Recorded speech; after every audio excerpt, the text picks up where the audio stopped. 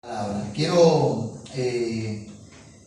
bueno, retomar entonces los avisos que estaba entregando la hermana Ángela. Este domingo no hay escuela bíblica.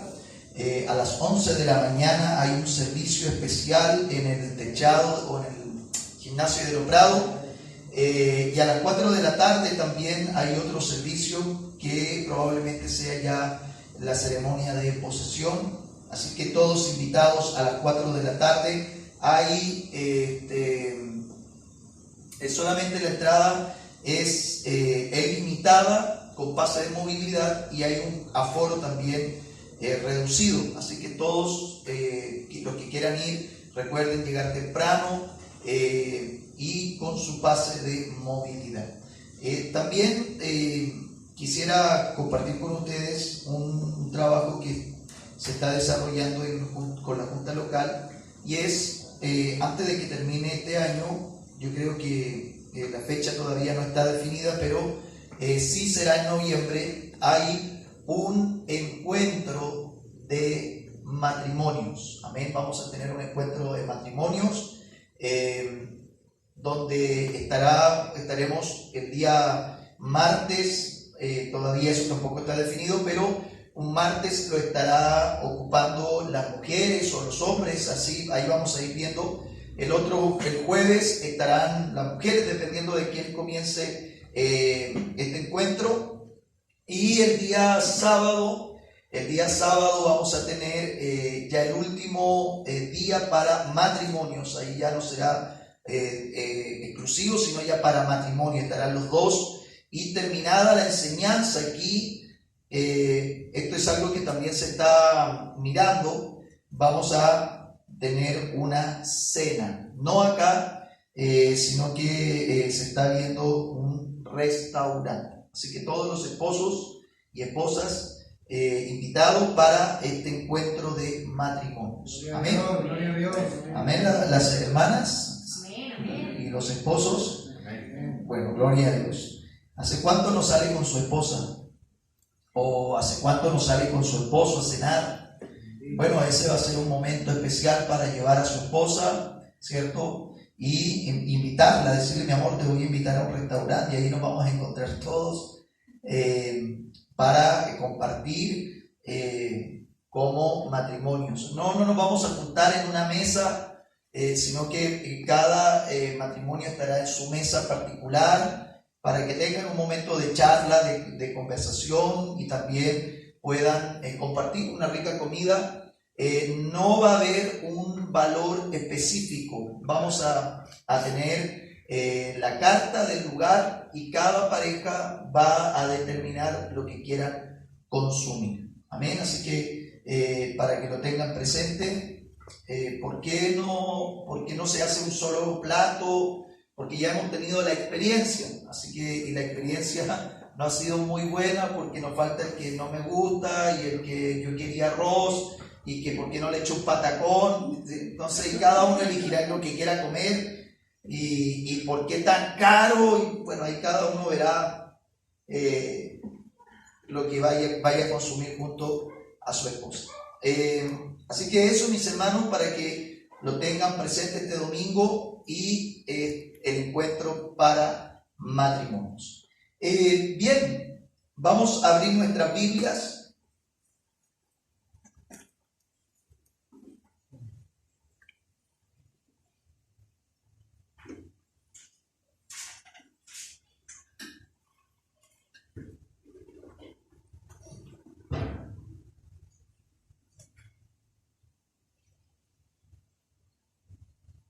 Gloria a Dios.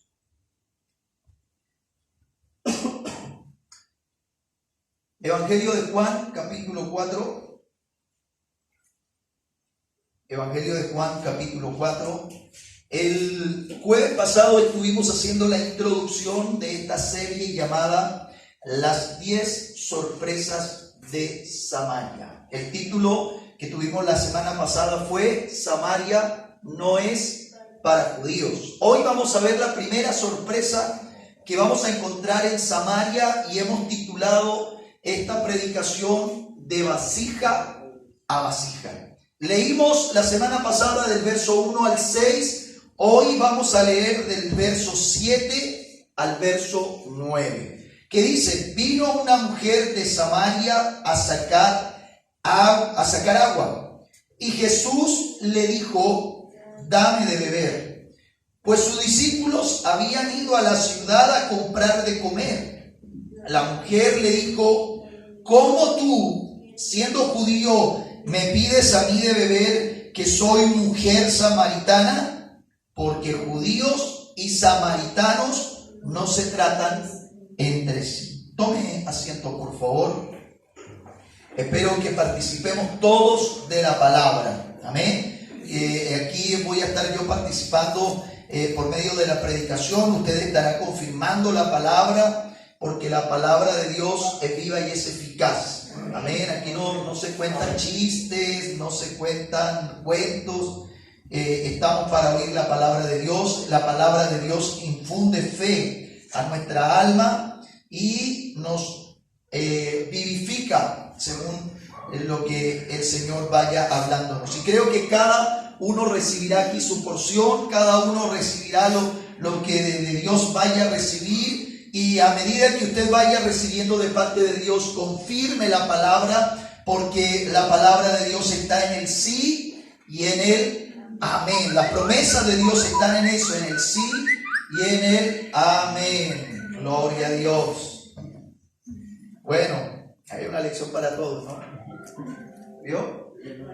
Así que póngale silencio o apague, porque ya entramos a la palabra de Dios. Bueno, como ya estuvimos viendo en la introducción de nuestra serie, vimos cómo las aldeanas de Medio Oriente y hasta el día de hoy en los lugares más rurales, estas buscan evitar el calor del día y acarrean el agua de los pozos de sus pueblos por la mañana, ya sea muy temprano, cuando el sol todavía no ha salido, o bien justo antes de la caída del sol.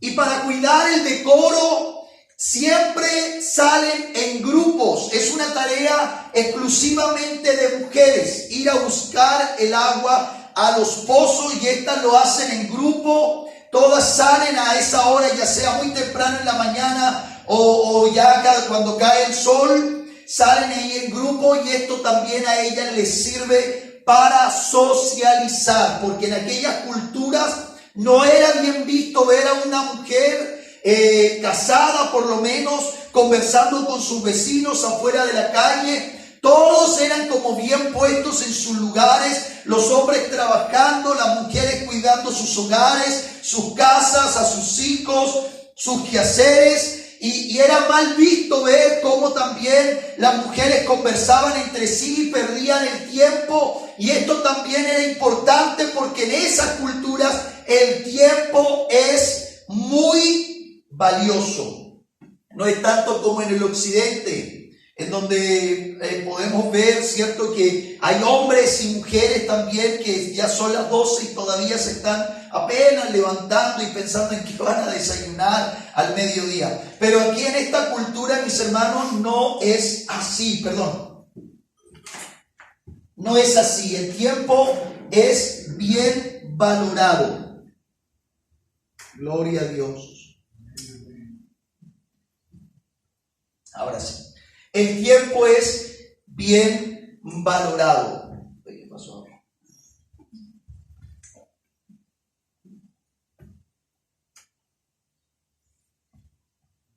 Ya. Perdónenme aquí los...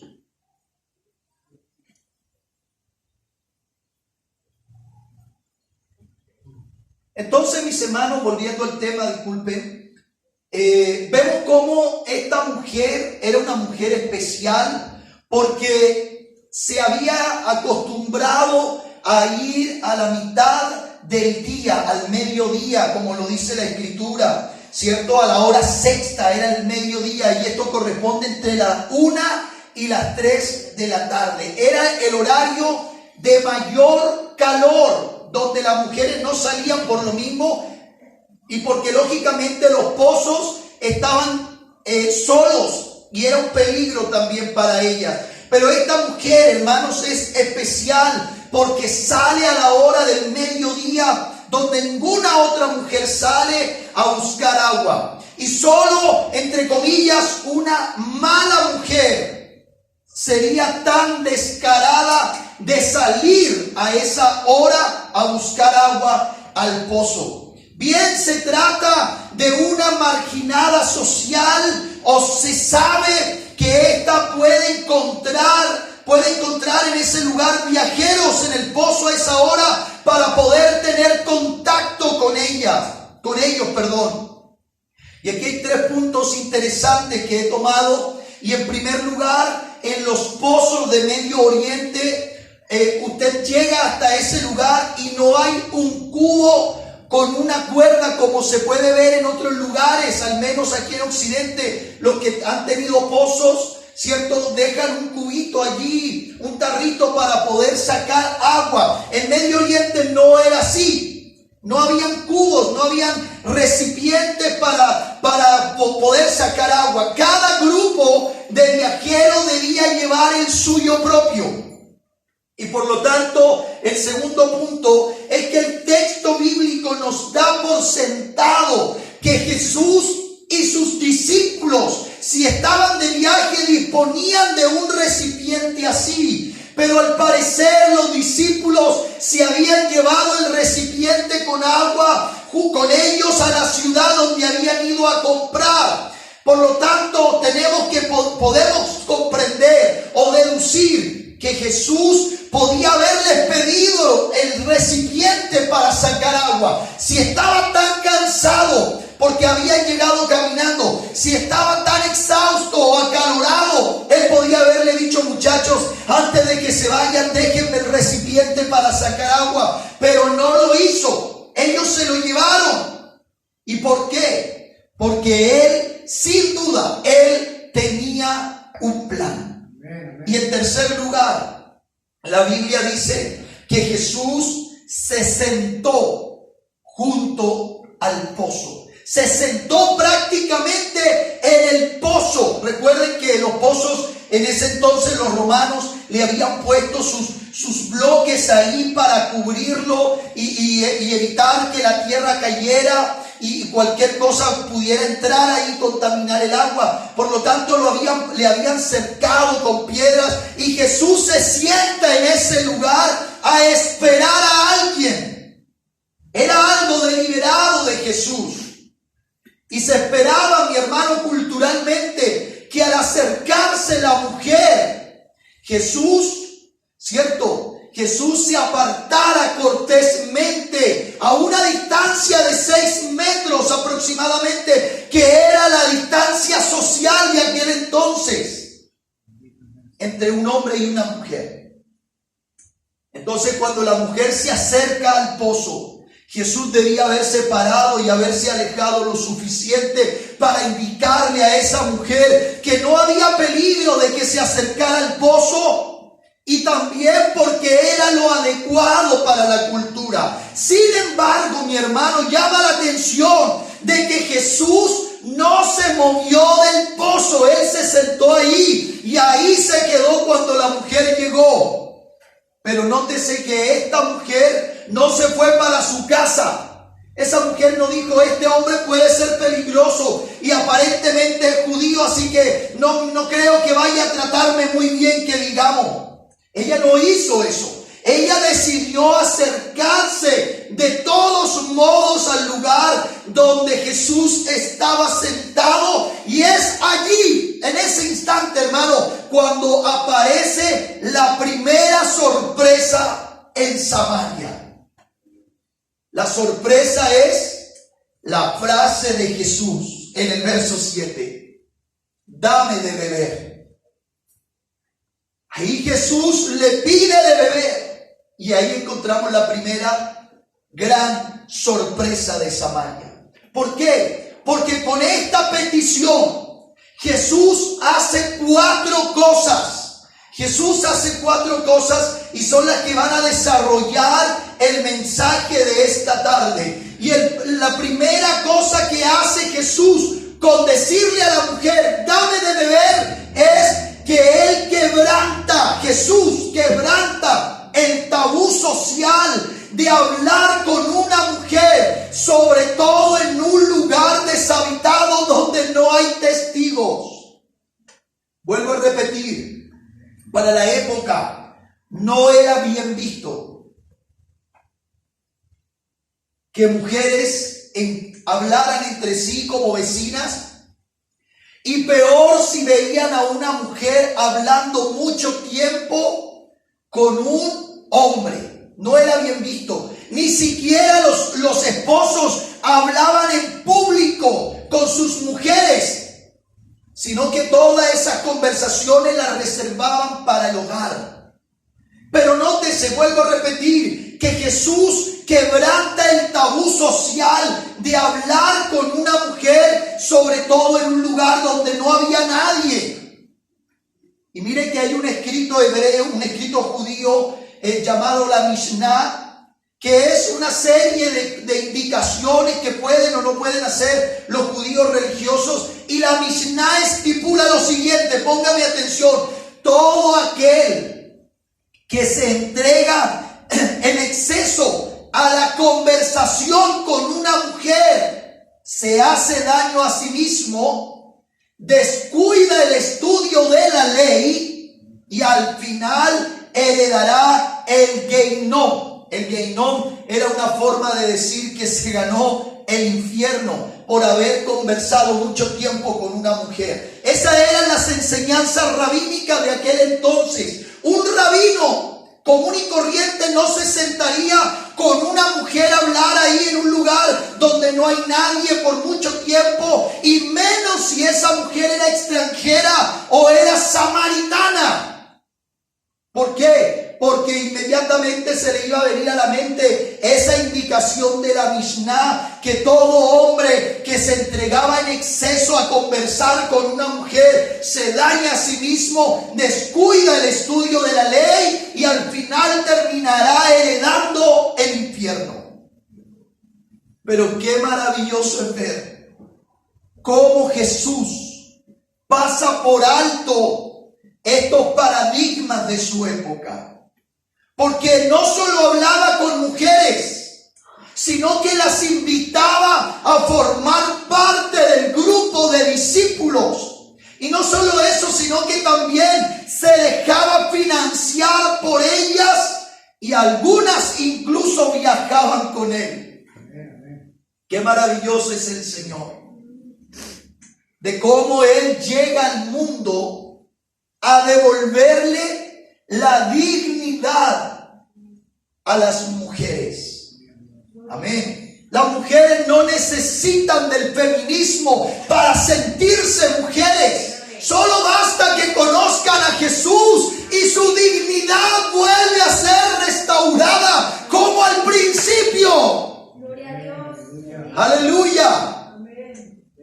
Y si Jesús dignifica la posición de la mujer, nosotros esposos con mayor razón.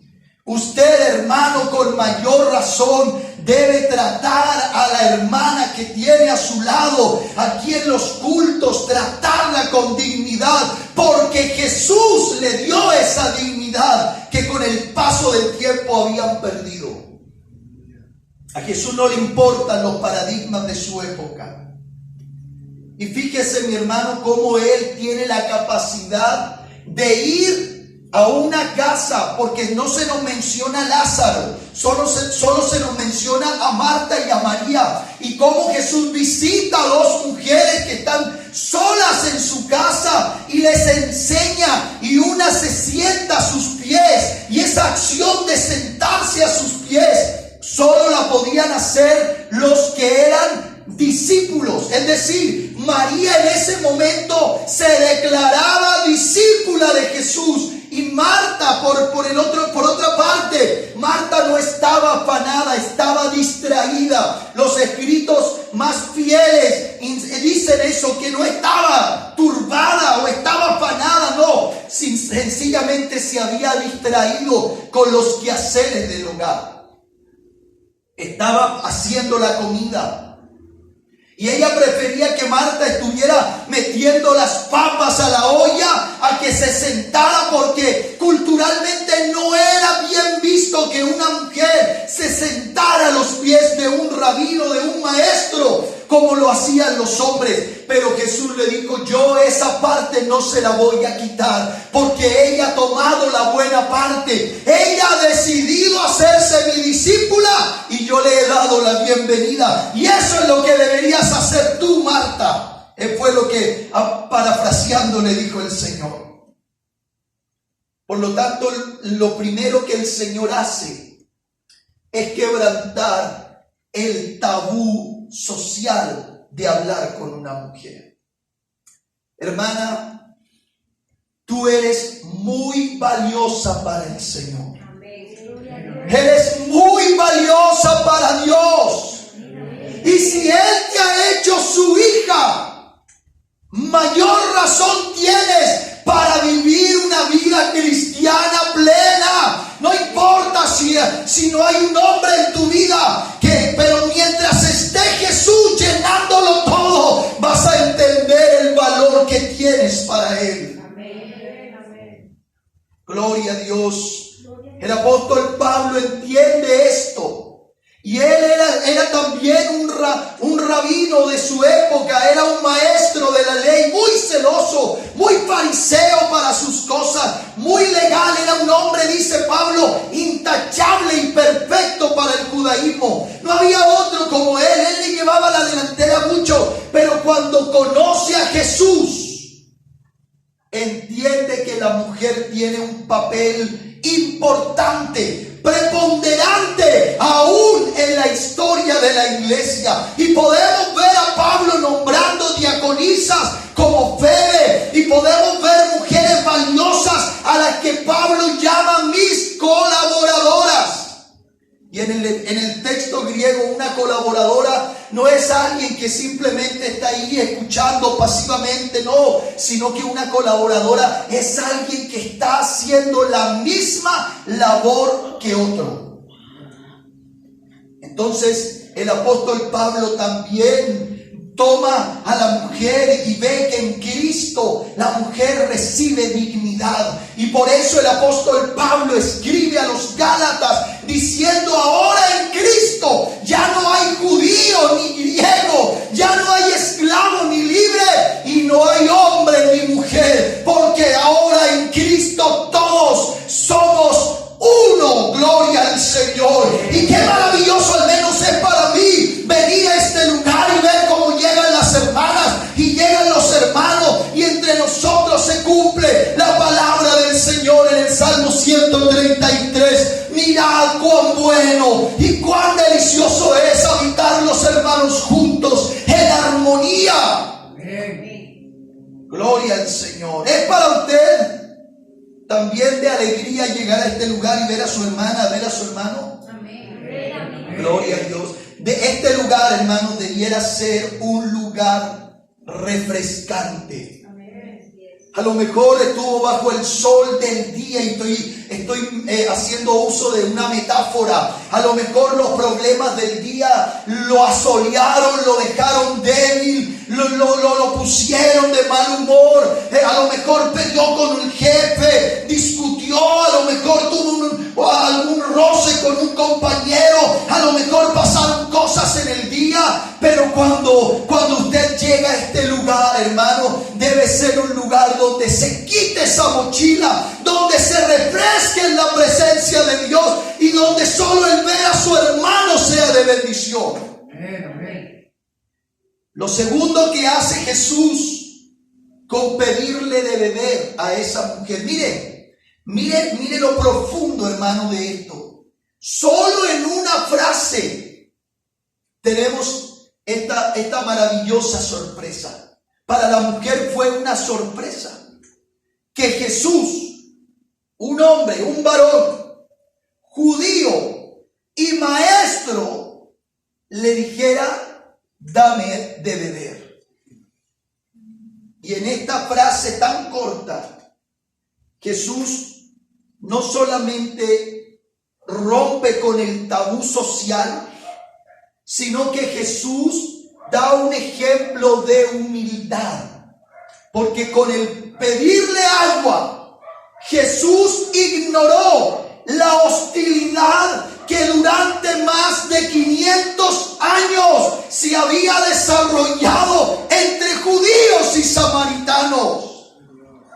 Y si tuviéramos que ampliar esta teología, Jesús irrumpe en la historia humana para dignificar a la mujer y también para romper, botar y destruir todo muro divisorio que pueda haber entre los hombres. Amén. Porque hay muros divisorios, ¿cierto? Hoy actualmente se ve mucho cómo la sociedad se divide y se divide y se divide. Se dividen por partidos políticos, se dividen por equipos de fútbol, se dividen por países, se dividen por clase social, se dividen por educación, y toda la sociedad está dividida. Pero nótese cómo Jesús, con tan solamente pedirle de beber, Él ignora la hostilidad que durante más de 500 años había entre judíos y samaritanos. Fíjese que 300 años antes de Jesús, los griegos, cuando habían conquistado Palestina, habían utilizado la zona de Samaria para poder controlar a los judíos. Y los judíos en el año 128 antes de Cristo habían tomado represalia contra los samaritanos por eso, y ellos destruyeron el templo. Los judíos destruyeron el templo samaritano que se encontraba ahí en la cumbre del monte Gerizim. Tiempo después, los samaritanos respondieron, ¿saben cómo? Entrando en la zona del templo de Jerusalén, pocos años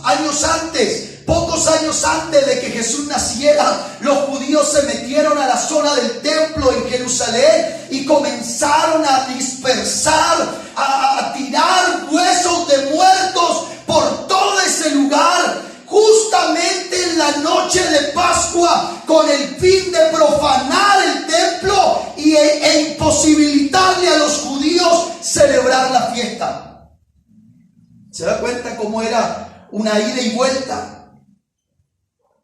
Pero con el hecho de Jesús decirle a la mujer, dame de beber, Jesús está dejando de lado toda la amargura de la historia pasada. Y esto, hermanos, tenemos que tenerlo en cuenta. El rencor, el odio, las enemistades producen amargura en el corazón. Por eso los creyentes, los cristianos, los discípulos de Jesús no pueden tener en su corazón odio, no pueden tener rencor, no pueden tener ira, porque esas cosas se comienzan a enraizar y comienza a producirse amargura en el corazón. Ya no se puede ver a la otra persona, y si esa persona llega al mismo lugar donde estoy yo, me echó a perder el momento, me echó a perder la tarde, me echó a perder el día y prefiero irme. Gloria a Dios. Jesús, como buen judío y como buen rabino, debió haberse ido al momento de que la mujer samaritana llegó, pero la visión que tenía Jesús de la gente era totalmente distinta a cualquier personaje de la época. Jesús decide dejar de lado, mis hermanos, toda clase de hostilidad. ¿Somos fáciles para guardar rencor? ¿Nos cuesta, hermanos, ser humildes? Porque eso de pedirle a la mujer es un acto de humildad. ¿Y por qué? ¿Quién es más importante? ¿El que da o el que pide? ¿Quién es más importante en la acción? El que da. Porque está dependiendo de mí esa persona que me está pidiendo. Está en mí el decirle sí o no. Y mire la actitud de Jesús. Jesús le dice a la mujer: dame de beber. Y si trasladamos, hermanos, por un momento este punto a la vida diaria y respecto a la hostilidad y al perdón, cuando tú tienes discusiones con alguien, ¿eres de los que bota el muro? ¿Eres de los que da el primer paso y le dices perdóname? ¿O eres de los que dicen no, yo voy a esperar que él venga o que ella venga y me pida perdón? ¿Se da cuenta? Jesús dejó de lado la hostilidad que ya llevaba esa gente por más de 500 años. ¿Cuánto tiempo puedes pasar enojado con tu mujer, con tu esposa o con tu esposo? Y es triste, hermanos, que una pareja lleve una semana, 2 semanas sin hablarse. Y que sean capaces de irse a dormir dándose la espalda porque hay orgullo. Porque ninguno quiere dar su brazo a torcer y decir, sabes, perdóname si me equivoqué, perdóname si te hice sentir mal, perdóname por haberte faltado el respeto, perdóname por haberte hablado mal. No fue mi intención, me dejé llevar.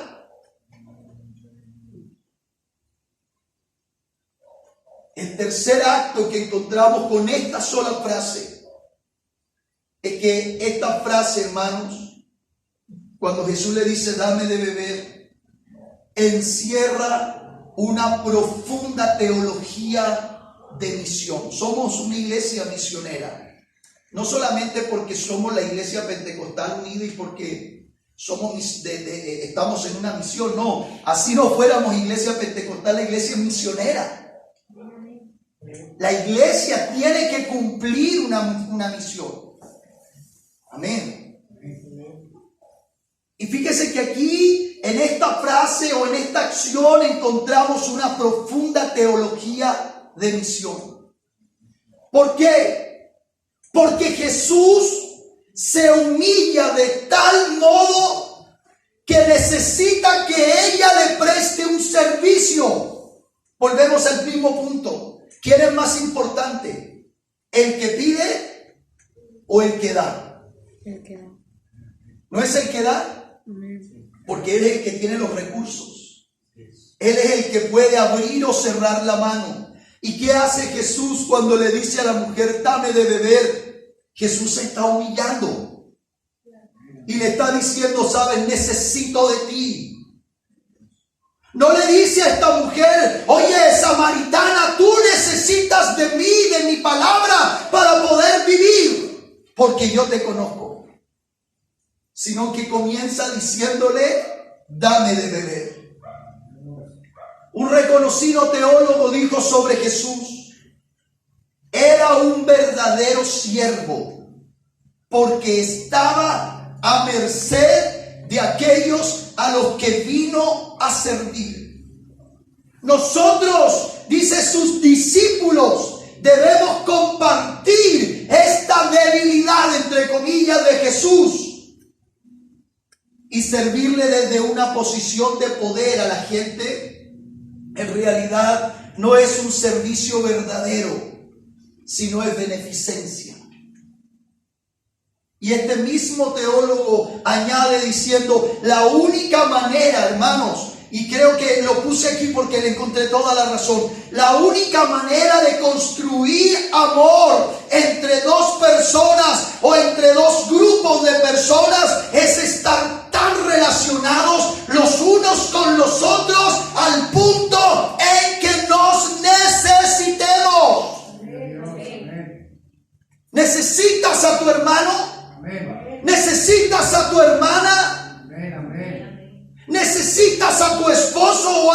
esposa. La única manera de establecer o construir amor entre dos personas o entre dos grupos es que se relacionen tanto que el uno con el otro se lleguen a necesitar. Le voy a comentar una experiencia muy mía, muy personal. Pero cuando mi esposa sale, a mí me cuesta un mundo dormirme por la noche. ¿Por qué? Porque hemos llegado al punto de necesitarnos y a ella le pasa exactamente lo mismo.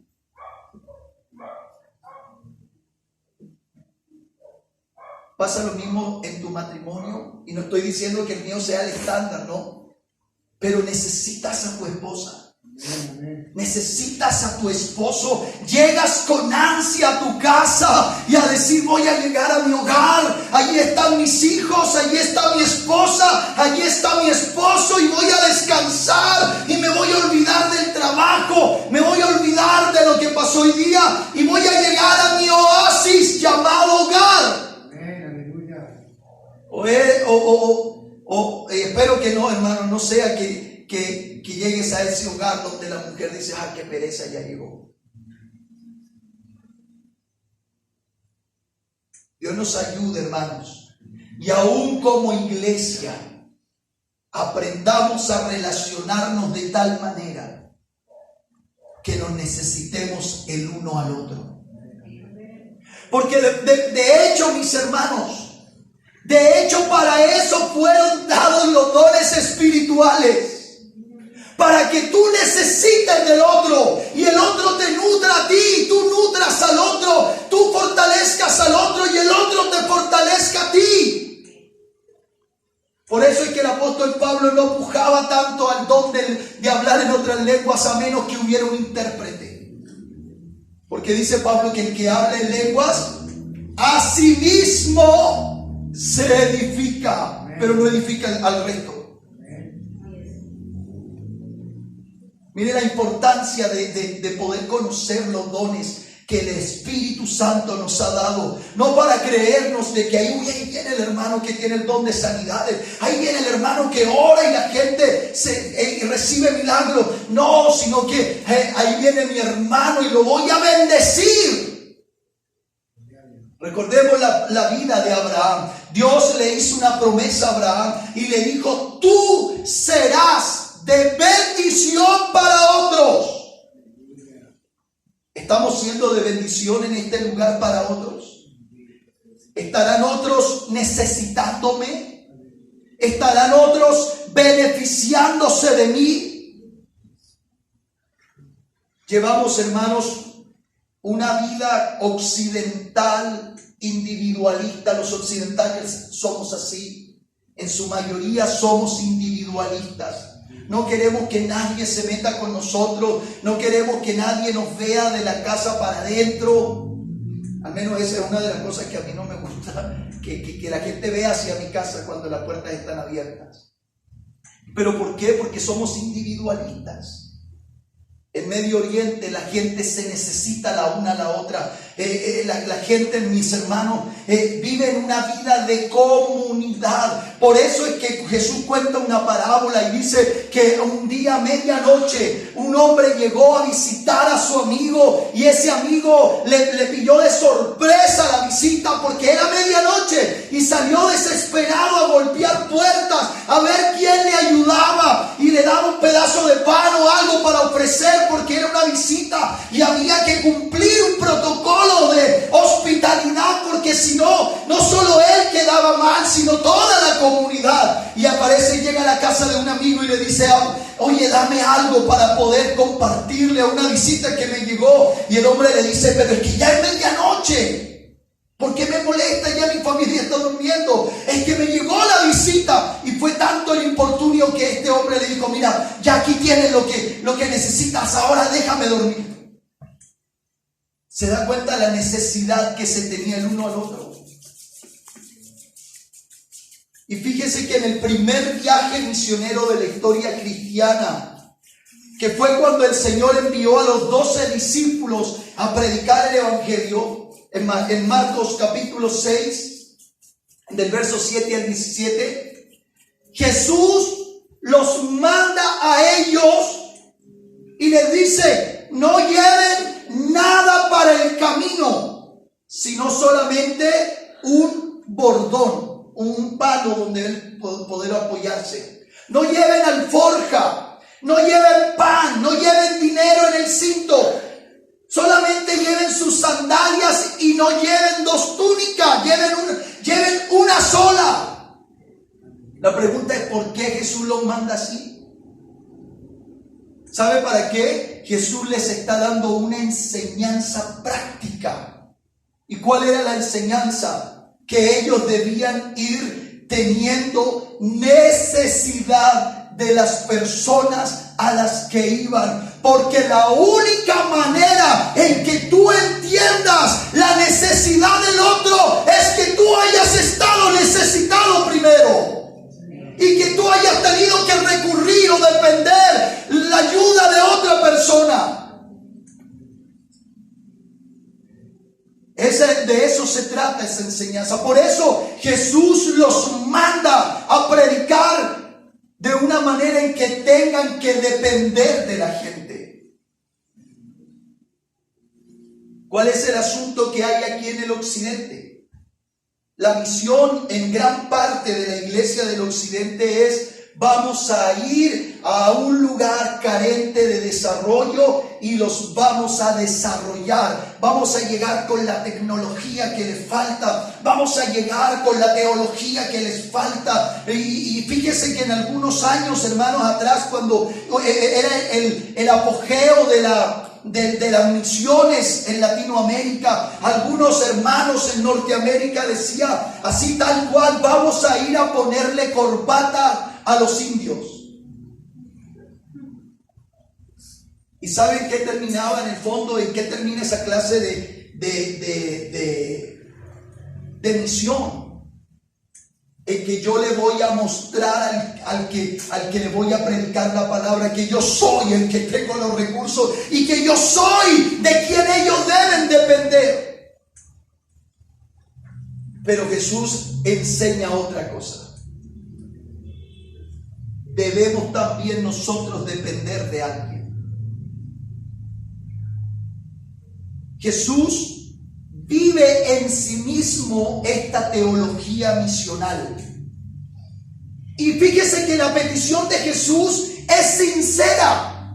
Cuando le dicen: dame de beber, la petición era sincera, porque Juan pone el detalle de que se había sentado junto al pozo porque estaba cansado del camino. Recuerde que era el camino de piedra. Muchas veces tenían que atravesar montañas de piedra y bajo el sol del desierto. Eso cansa a cualquiera. Y Jesús se sentía cansado. Él estaba sediento. No tenía el balde de cuero para él sacar su propia agua. Y Jesús entiende profundamente la necesidad de ser un receptor, de alguien que recibe. En su primer contacto con Pedro, en Lucas capítulo 5, verso 1 al 3, fíjese que Jesús le pide ayuda a Pedro. Necesita de Pedro. Se sube a su barca y le dice: por favor, hazte un poco más allá para poder predicar. Necesitaba de la destreza de Pedro para controlar la barca.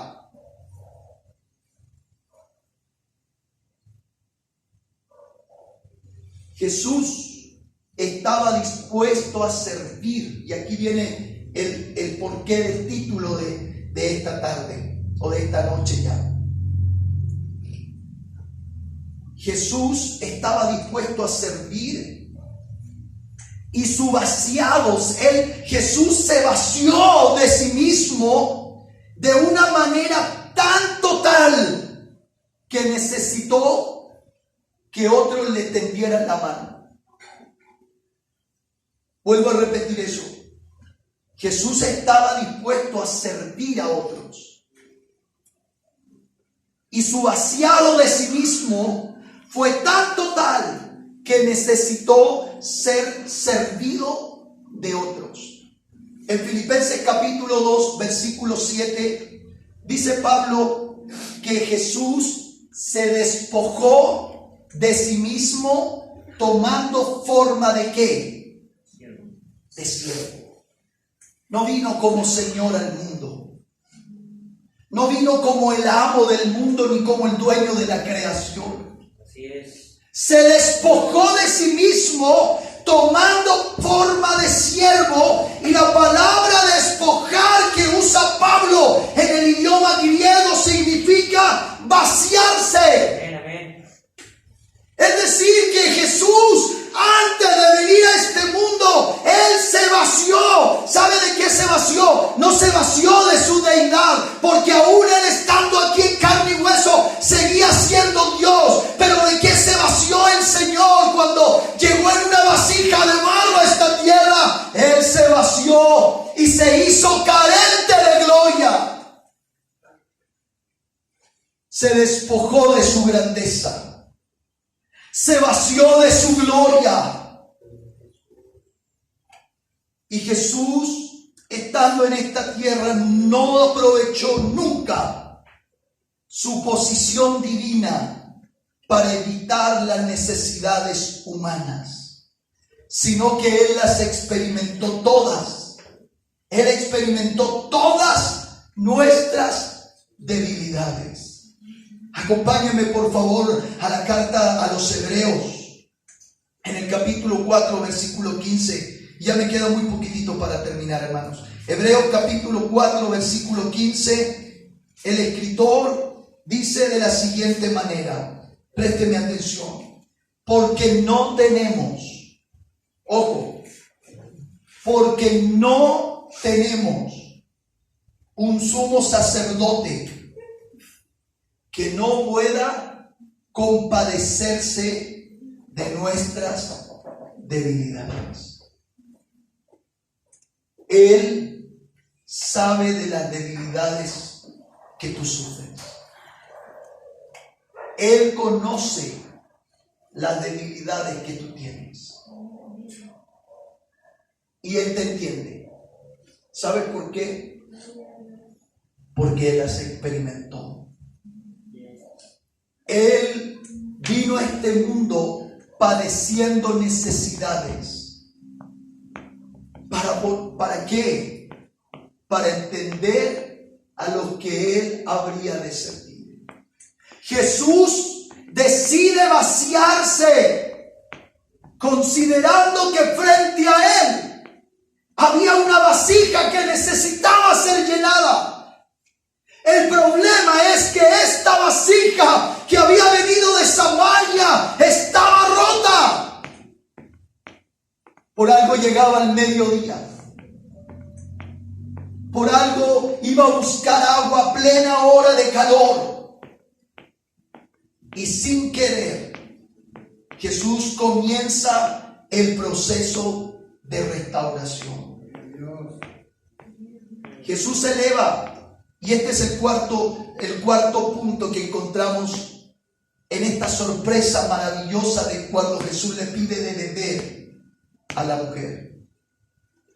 Jesús eleva la autoestima de la mujer. Jesús eleva, ¿me está prestando atención, no? Jesús eleva la autoestima de la mujer. Si hay algo que aqueja mucho a las mujeres hoy en día, es la autoestima. ¿Sabía eso? Y fíjese, hermano, que solo los fuertes son capaces de dar a los demás. La dignidad de la mujer se ve afirmada cuando Jesús le pide que le ayude con los recursos que ella dispone, porque esa mujer tuvo que pensar: Él me necesita a mí. Amén, gloria a Dios. Él me está pidiendo agua a mí. A lo mejor ninguna mujer de la aldea hablaba con ella. Y ella ve en este hombre alguien que la necesita. La mujer estaba sorprendida sin duda de que un varón judío le hablara a ella, una mujer samaritana. Y la idea, hermano, del por qué ella estaba sorprendida es que Jesús estaba realmente interesado en beber de su balde de cuero contaminado. A ella le chocó eso.